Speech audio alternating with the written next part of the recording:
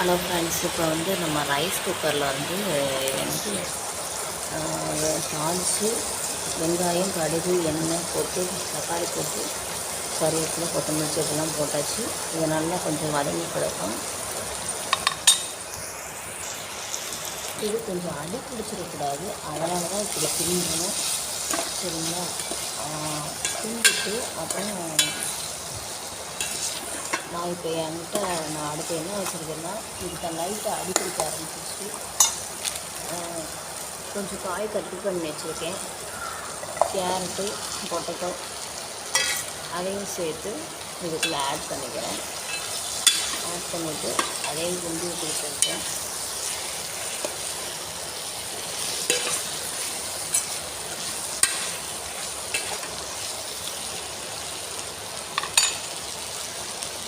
மூடி போட்டு வச்சிடலாம். ஒரு 2 மினிட்ஸ் வேகட்டும்.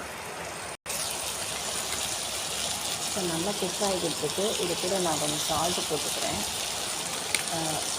இந்த கேரட்டும் எதுவும் வேகிறது.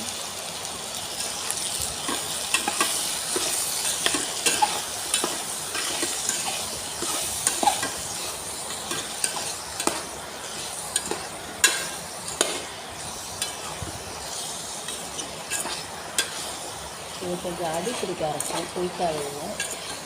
அதனால் தேவைக்கு டக்குன்னு அடுத்தடுத்து பொருட்களை வந்து கட் பண்ணி வச்சுக்கணும்.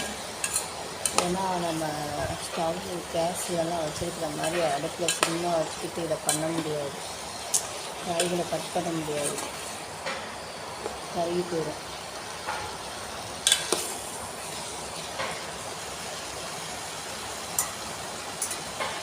இப்போ நம்ம இது கூட வந்து கொஞ்சம்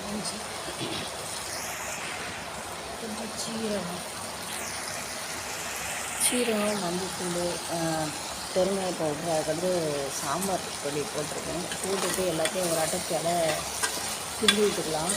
கிண்டி விட்டு நான் வந்து இப்போ வந்து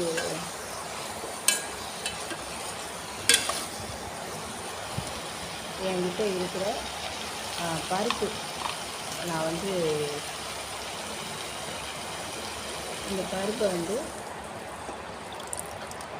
ஏற்கனவே கரெக்டாக எடுத்து வச்சுருக்கேன்.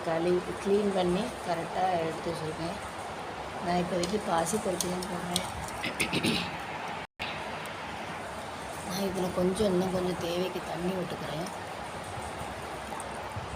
அப்புறம் இதில் கொஞ்சம் அடுத்து உப்பு சேர்த்துக்கிறேன் கொஞ்சம்.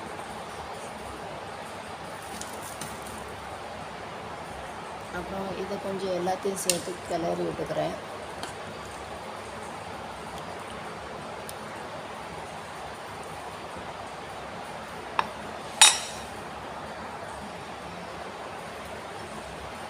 அப்புறம் நம்ம வந்து இதை வந்து எல்லாம் போட்டாச்சு, க்ளோஸ் பண்ணி வச்சிடலாம்.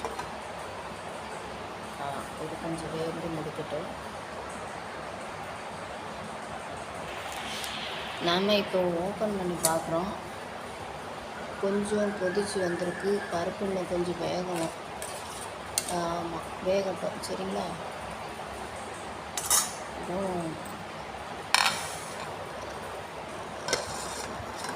இது கொஞ்சம் சூடும், அதனால தான் இந்த கிளாஸ் சூடும். அதனால தான் துணியை பிடிச்சி தூக்கணும். இப்போ நல்லா கொதிக்குது. நம்மளுக்கு கொதிச்சு அந்த ஆவி வருது பாருங்கள். அந்த கிளாஸ் ஃபுல்லாக இருக்கா? இது நம்ம பார்த்து கவனமாக இருக்கணும். இல்லைன்னா அந்த கிளாஸ் வழியாக எனக்கு அதிகமாக தண்ணி இருக்குது, இல்லைன்னா நிறையா பொங்கி அந்த இந்த கேப் இருக்குல்ல, இந்த கேப் வழியாக வெளியே வந்துடும். பொங்கி அது இதுக்குள்ளெல்லாம் போகாது. இப்படி வெளியே வந்து இந்த இங்கே வந்துடும், ஃப்ளோருக்கு வந்துடும். அதனால் அப்பப்போ பார்த்துக்கிட்டே இருக்கணும். நம்ம கரெக்டாக தண்ணி விட்டுட்டோம்னா ஒன்றும் பிரச்சனை இல்லை.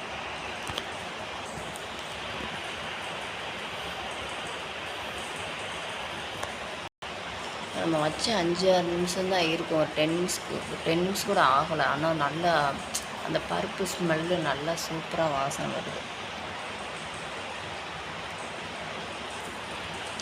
இப்போ நம்ம என்ன பண்ண போகிறோம்னா, பருப்பு வெந்துருச்சா அப்படிங்கிறத நான் இப்போ வந்து பார்க்க போகிறேன்.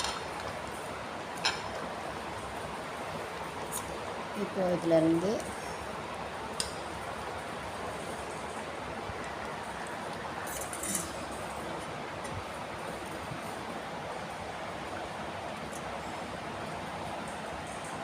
நல்லா உடையுது பார்த்திங்களா. அந்த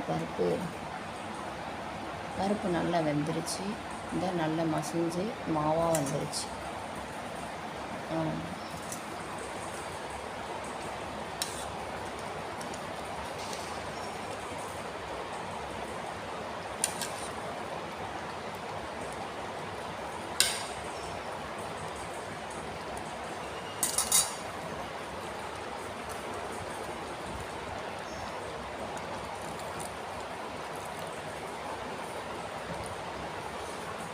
நான் இப்போ கொஞ்சம் தண்ணி ஆட் பண்ணியிருக்கிறேன். அது எதுக்குன்னா கொஞ்சம் எனக்கு பருப்பு அதிகமாக தான் இருக்குது. ஆனால் கம்மியான நீர் இருக்குது. அதனால தான் நான் இதில் ஆட் பண்ணிவிட்டு கொஞ்சம் மூடி வச்சுருக்கேன். இல்லை இதோட போதும்னா வெந்துருச்சுன்னா நம்ம இறக்கிடலாம். இப்போ நமக்கு கொஞ்சம் நீர் விட்டுருக்கேன். எனக்கு குக்கிங் ரெடி ஆகிட்டுருக்கு. நான் 2 or 3 மினிட்ஸில் ரெடி ஆகிடும். இப்போ தான் தண்ணி விட்டுருக்கேன். அந்த சுற்றி எண்ணெய் பிரிஞ்சு வரட்டும். பார்க்கவே பியூட்டிஃபுல்லாக இருக்குது. அப்படியே எண்ணெய் நல்லா பிரிஞ்சு வர்றது தெரியுது.